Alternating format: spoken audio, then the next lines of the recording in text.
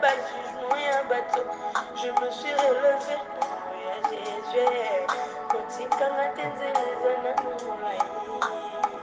Oh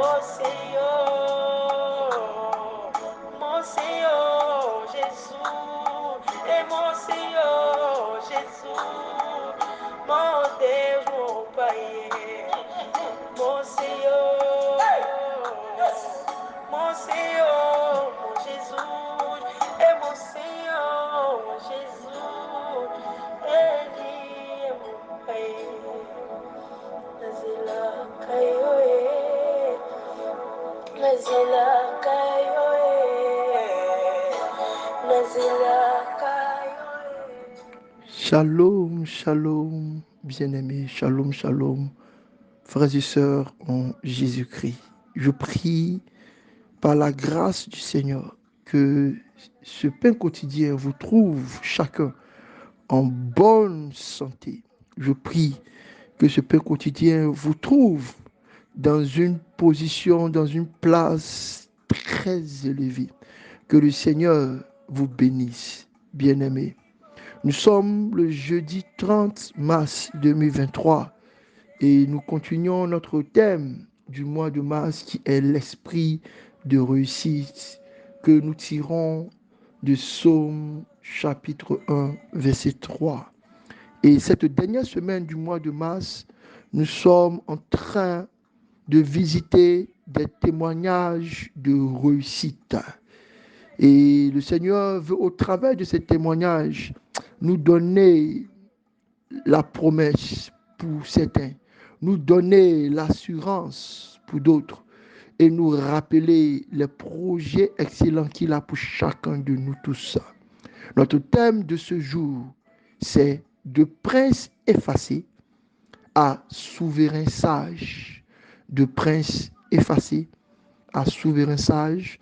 Et notre texte de méditation est tiré de 1 Roi, chapitre 4, les versets 29 et 30. La fleur sèche, la fleur se flétrit, l'herbe sèche, mais ta parole à elle demeure toujours. Que cette parole en nous, qui nous porte, qui nous transporte, nous donne au Dieu de gloire d'être toujours connectés à toi, au nom de Jésus-Christ, Sauveur. Lisons avec révérence la portion des Écritures.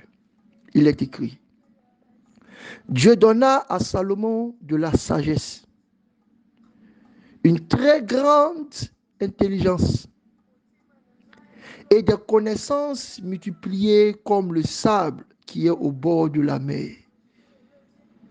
La sagesse de Salomon surpassait la sagesse de tous les fils de l'Orient et toute la sagesse des Égyptiens. Bien-aimés, de belles choses doivent être dites avec cette portion de parole. De très belles choses doivent être dites. Nous le relisons. Dieu donna à Salomon de la sagesse, une très grande intelligence et des sciences, en parenthèse, et des connaissances multipliées, comme le sable qui est au bord de la mer. La sagesse de Salomon surpassait la sagesse des fils de l'Orient et toute la sagesse des Égyptiens. Bien-aimés, rentrons dans notre thème. Mais bien avant de rentrer dans notre thème, laissez-moi déposer ces quelques petites paroles. Écoutons ce que Dieu dit. Dieu dit qu'il a donné à Salomon de la science ou de la connaissance multipliée comme le sable de la mer. Bien-aimé, ça veut dire que vous ne pouvez pas vous arrêter à une seule science. Dieu a des multitudes de sciences qu'il veut vous accorder. Il dit, il a donné une très grande intelligence à Salomon. Bien-aimé, il y a une intelligence, mais il y a une très grande intelligence que tu peux recevoir. Je prie au nom de Jésus que l'intelligence, la science et la sagesse vous soient accordées. Et ensuite, Dieu compare la sagesse qu'il a donnée à Salomon à la sagesse des fils de l'Orient et à la sagesse des Égyptiens. La sagesse des fils de l'Orient, c'est la sagesse dans la religion. Les fils de l'Orient, vous pouvez penser à toutes ces religions ésotériques. Vous pouvez penser à toutes ces religions aux multidivinités. Vous pouvez penser au bouddhisme. Vous pouvez penser à tous ces enseignements qui ont fini par devenir des enseignements communs. Souvent, il y a des chrétiens qui disent: ah, moi j'ai écouté cet enseignement-là de tel maestra, de tel gourou, c'est trop intéressant. Mais Dieu dit, la science qu'il a donnée à vous, Salomon, fils de David, à vous, chrétiens, fils de l'héritage, est au-delà du bouddhisme, est au-delà de l'enseignement des gourous, est au-delà des religions aux multi-têtes, aux multi-dieux. Et en plus, il dit que cette sagesse est supérieure à celle des fils des Égyptiens. La sagesse des Égyptiens, c'est la science.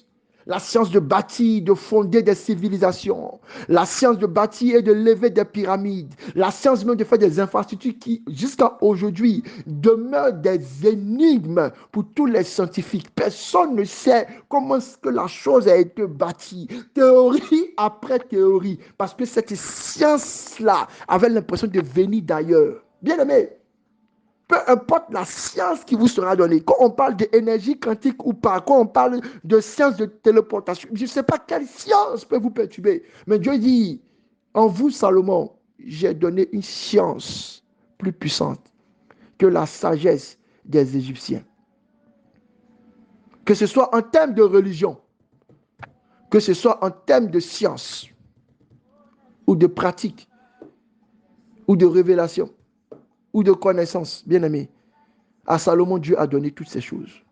Mais parlons du témoignage de réussite de cet homme. Ce prince effacé. Pourquoi effacé? Souvenons-nous que Salomon était le fils de Bathsheba, de l'union entre David et cette femme.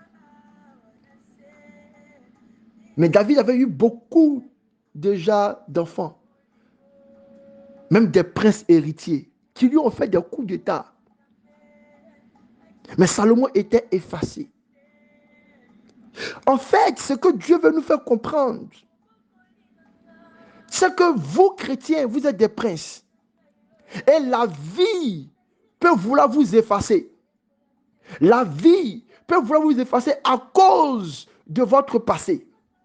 Salomon était sur ne pas considéré, était forcément effacé à cause du fait que l'union de son père et de sa mère n'était pas considérée. Salomon était peut-être effacé parce que peut-être il était parmi les derniers princes. Salomon était peut-être effacé parce qu'il portait sur lui l'image, la marque du péché que son père avait commis précédemment. Salomon était effacé, mais il était prince. Chrétien, peu importe ce qui t'efface, peu importe la douleur qui t'accable, peu importe le regard des hommes, tu es un prince. Tu as été enfanté par Jésus. À tous ceux qui l'ont reçu, elle a donné le pouvoir de devenir enfants de Dieu. Ceux-là sont les co-héritiers de Christ. Bien-aimé, tu es prince. Peu importe comment est-ce que les gens te regardent, peu importe ce que les gens pensent de toi, cette parole vient aujourd'hui pour parler à des princes. Pour vous dire, n'oubliez pas que vous êtes des princes. Peut-être que les gens, ils font leur programme. Peut-être qu'ils ne vous considèrent pas comme un héritier potentiel. Peut-être qu'ils ne vous voient même pas dans la suite. Peut-être que votre destinée est cachée à leurs yeux. Mais vous êtes des princes. D'abord, vous êtes des princes. Et ensuite, vous serez des souverains sages. Quand secrètement, comme Salomon, vous inviterez Dieu. Non pas seulement pour vos yeux, non pas seulement pour être vu, mais parce que vous aurez regardé à la multitude qui vous entoure. Vous aurez regardé à votre famille qui se perd. Vous avez regardé à vos enfants qui sont peut-être en difficulté.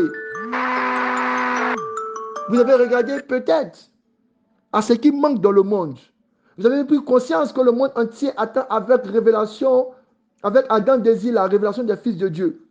Et vous avez fait cette prière. Seigneur, s'il te plaît, donne-moi de pouvoir être une aide. Un support pour l'église Rehoboth, être une aide. Un support pour mes frères et sœurs, être un moyen de faire naître des gens, mes voisins, ma famille, mon entourage, à la nouvelle naissance de Dieu.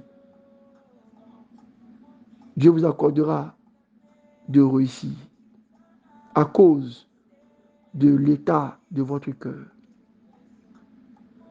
Ne soyez pas gênés d'être effacés. Il y aura un temps et le temps est déjà arrivé. Cette saison, cette période, c'est votre temps.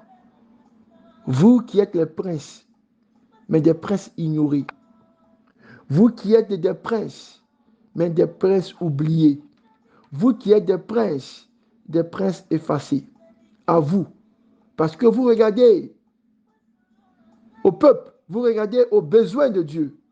Il vous élèvera et il fera de vous un souverain sage que personne ne pourra contester. Il fera de vous un souverain sage que personne ne pourra défier. Il fera de vous un souverain sage que tout le monde voudra consulter. Parce que vous êtes ceux-là qui auront reçu une très grande portion d'intelligence, une puissante révélation concernant la sagesse et la science. Bénédiction. Nakula na bado kuna yo, naikula na kila sina yo, ushuni moko yo.